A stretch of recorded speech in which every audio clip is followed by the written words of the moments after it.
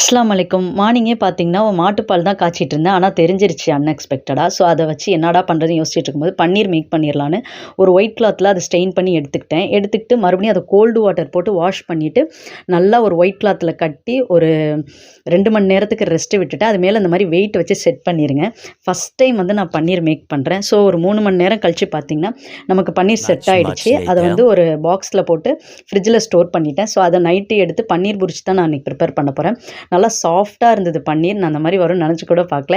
And ஒரு பேனில் வந்து ஆயில் ஆட் பண்ணிக்கிட்டு 1 டீஸ்பூன் அளவுக்கு ஜீரகம் ஆட் பண்ணிக்கோங்க. ஜீரகம் நல்லா வதங்கினதும் வெங்காயம் 2 சின்ன சின்னதாக கட் பண்ணி எடுத்துக்கோங்க.